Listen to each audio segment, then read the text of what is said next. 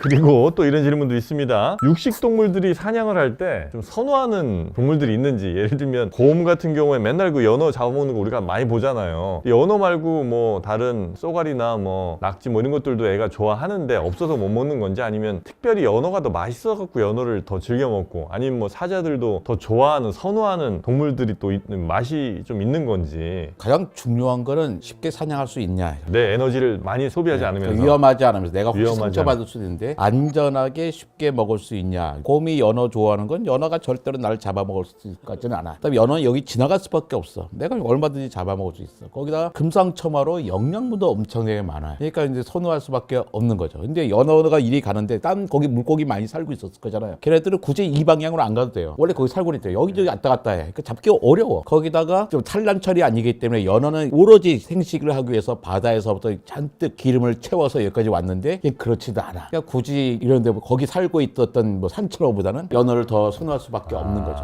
그 친구는 하여튼 최선의 선택을 나름 하는 거군요. 곰은. 그렇죠. 나는 뭐 무조건 연어 아니면 안 되겠어. 그거 아니라 연어 말고인데 더 커다란 고기가 탁 죽어져 있네. 그러면 그거 먹겠죠. 맛에 따라서 더 선호한다든지 뭐 이런 것도 아니고. 맛이 우리처럼 다양하게 맛을 느낄 수 있는 게 아니잖아요. 특히 육식 동물들 같은 경우는 뭐 단맛을 느낄 일도 없는 거고. 근데 그게 되게 좋은 포인트인 게 우리가 맛있다라고 느끼는 음식이라고 하는 것을 그 맛이라고 하는 게 절대적으로 결정된 게 아니잖아요. 동물마다 맛있다고 느끼는 음식이 다를 거 아니에요. 초식 동물은 풀이 맛있다고 느낄 거고 육식 동물은 고기가 맛있다고 느낄 건데 각각의 종마다 무엇이 맛있는 음식인지가 어떻게 결정되느냐 그 질문과 다 있는데 그 질문의 답은 뭐냐면 그 음식을 맛있다고 여겼던 조상들이 씨를 많이 뿌렸기 때문에 맛있을 수밖에 없는. 그러니까 맛이라고 하는 것은 진화적으로 결정된다는 거죠. 그러니까 어쨌든 곰은 연어가 맛있다고 생각하겠네요. 보통 우리가 맛이 음식이 지금 풍부하니까 맛을 따지지. 근데 자연은 워낙에 배고픈 곳이고 단맛이라는 거로 단 걸 좋아하는 거는 달달한 건 굉장히 칼로리가 높잖아요. 고소한 것도 그렇고. 쓴 거를 좀 멀리 하려는 거는 쓴 거일수록 좀 위험한 게 좀 많을 수도 있고.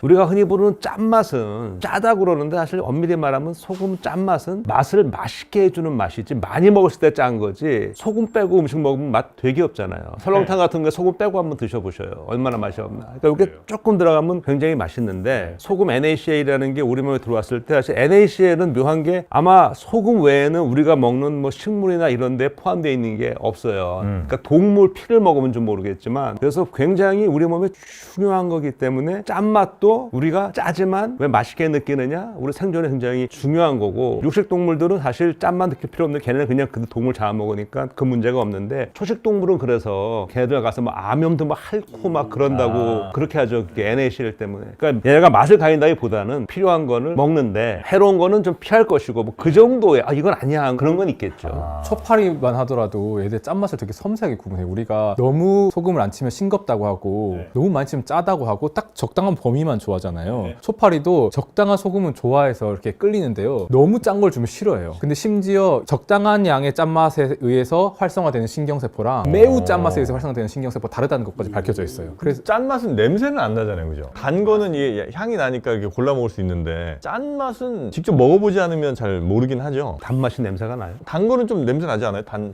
냄새? 그 과일에는 뭐 또 다른 향들이 있으니까 우리가 저 단 냄새라고 생각하는 거지만 뭐 설탕 냄새 안 나잖아요. 가장 단 거.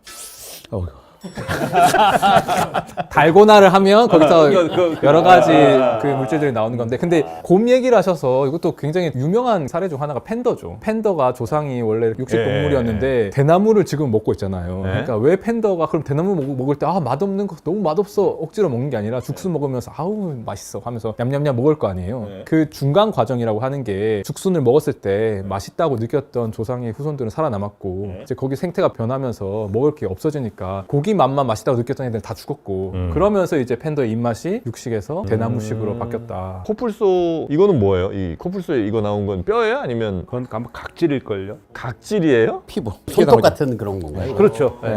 피부가 튀어나오고 그 끝에 이 손톱 케라틴이 붙어 있는 거죠. 아 그래요? 그럼 깎아줘도 되겠네 이거는? 깎아주죠. 그래서 잘라주잖아요. 코뿔소? 요즘엔 코뿔소 코들이 없어요. 코뿔소 코가 없는 게 아니고 코뿔소 뿔이 없어요. 아예 다 보호하는 사람들이 다 잘라줘요. 있으면 잡아가니까. 잡아가니까. 죽이니까. 죽이니까 아예 콧볼을 잘라버려요. 아. 그러면 사람들이 거기 관심 없거든. 그러면 저 낙타는 지방, 그 다음에 코뿔소는 각질, 그럼 사슴은 염소 뭐 이런 애들은 그럼 뿔 아닌가요? 뿌리죠. 염소 뿔. 그건 녹용인가? 안에 다 아니 그 다르죠. 뼈 안쪽은 뼈, 바깥쪽은 케라틴 이런 거 아니야? 사슴.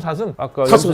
염소라고 그랬잖아요. 네, 염소. 염소는 소도 그렇고 걔네 이렇게 해골 보면은 뿔이 이렇게 있잖아요. 아, 머리뼈랑 붙어 있어요. 근데 그게 머리뼈는 아니고 뼈 연결돼 있지만 기본 성분은 그것도 뼈 성분하고 다른 그것도 주 케라틴으로 돼 있는 거 아니에요? 그렇겠죠. 어. 케라틴 아니면 방법이 없으니까. 아, 그래요? 그러니까 성분들이 그러니까 비슷해 보여도 약간씩 좀 다를 수도 있는 거고. 사슴뿔은 아마 뼈 성분하고 비슷할 거예요. 사슴뿔? 네, 사슴뿔. 사슴뿔은 뼈. 뼈. 녹용은 말랑말랑할 때 피가 막 피가 있을 때 녹용. 피가 있을 때고 자라면서 피기가 빠지면 그 녹각이라 가지고 이제는 옛날에 우리 아버지는 녹용 해드리고 난 녹각 먹으라고. 그래서 내가 키가 안 컸어. 녹각이랑 키가 무슨 상관이에요? 보약 해주는데 녹용만 먹었어도 녹용만 먹어서 컸을 텐데. 아, 녹용이 좀 비싸고 녹각이 좀 싼 거죠? 녹각은 아주 싸고 녹용은 아주 비싼 거. 아, 맞아. 그랬던 것 같다. 한 맺힌 네. 녹용이 이렇게 자랄 때 맨 윗부분에 좀 부들부들한 부분. 그러니까 처음에 새끼 아니야. 어린 찌개 아니라 뿔. 처음에 요만큼 났을 때 말랑말랑 거 털도 보송보송이 있고. 아, 그게 이제 녹용. 녹각은 이렇게 자란 거. 자란 다음에 이제 딱딱해진 애들, 그런 애들이 녹각이고. 하여튼 걔네들은 이제 뼈 성분이고, 코뿔소의 뿔은 요거는 각질, 그리고 낙타의 등에 있는 거는 지방, 혹.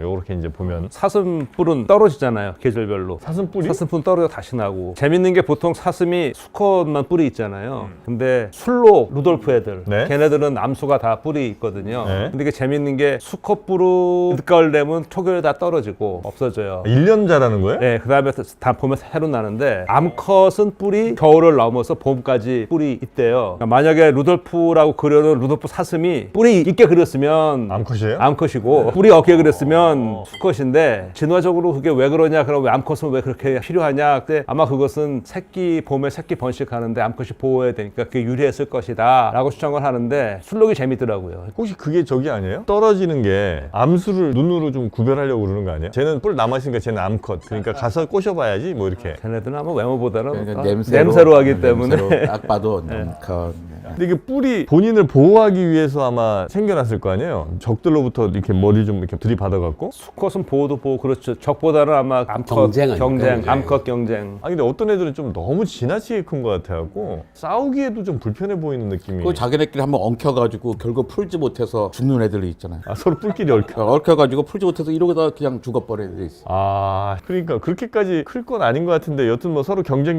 하다 보면 설령 생존엔 불필요하더라도 둘의 경쟁 사이에서는 필요할 수도 있는 거니까 그렇게 이제 잘하는 거죠. 초식 동물, 약한 동물들이 그런 걸 같더라고요. 초식 동물 뿔이 있잖아요. 육식 동물 뿔 없습니다. 강한 동물은 그런 거 필요 없는 거예요. 이빨이나 발톱은 보여주는 게 아니잖아요. 입에서 감추고 있고 발톱도 손아래에 감추고 있단 말이에요. 근데 약한 동물이 바깥으로 막 보여주려고 하는 거죠. 근데 이게 바깥으로 보여주려면 눈에 띄어. 자꾸 내가 주목을 받게 되는 거예요. 그 다음에 에너지도 많이 들잖아요. 그럼 육식 동물이 이걸 왜 할까? 육식 동물은 다른 동물을 잡아먹어야 되잖아요. 잡아먹으니까 은밀하게 움직여야 돼요. 은밀하게 움직이고 빨리 이렇게 기습해 빨리 움직여야 된단 말이에요. 근데 이게 있으면 은밀하지가 않아. 그다음 빨리 다니지도 못해. 이거 하느라 에너지도 많이 써. 그러니까 정작 실속 있는 동물들은 거추장스러운 거치장을 하지 않는다. 자, 하여튼 뭐 우리 생명체 어쩌면 그 자체에 도움은 크게 안 되는 것이나 그럼에도 불구하고 이렇게 막 발달시키는 어떤 것들이 우리 생명들은 다 있는 거고 또 그런 별 필요 없는 발달들이 생명체의 다양성을 또 주는데 영향을 주지 않나. 그래서 이제 다윈이 자연 선택 이야기를 하고 나서 성 선택 이야기를 하게 된 게 자연 선택만으로 봤을 때는 좀 이해가 안 되는 그런 현상들, 과도하게 화려한 뭐 공작의 꼬리, 뭐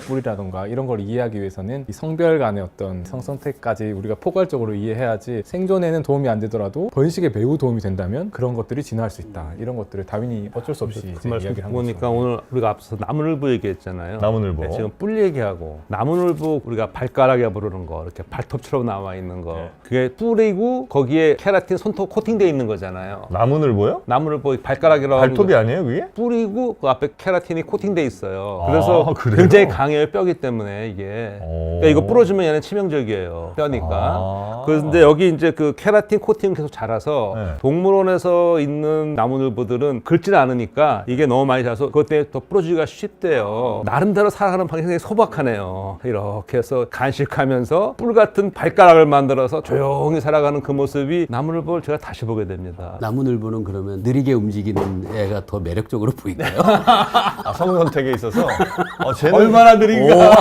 쟤는 시속 200이 안 되죠.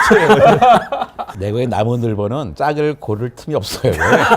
마주치기 너무 어렵기 때문에. 아, 나무늘보는 진짜 짝짓기 하기가 힘들 것 같아요. 왜냐면 같은 나무 안에 살진 않을 거 아니에요. 그죠? 이 나무에 뭐 건너편 나무쯤에 있다고 치면 걔 만나러 가려면 야, 네가 좀 알아. 나는 가기 너무 힘들다. 근데 걔도 뭐, 아, 나 움직이는 건 너무 힘드니까. 그 말 하는데도 3시간 걸릴 것 같아요.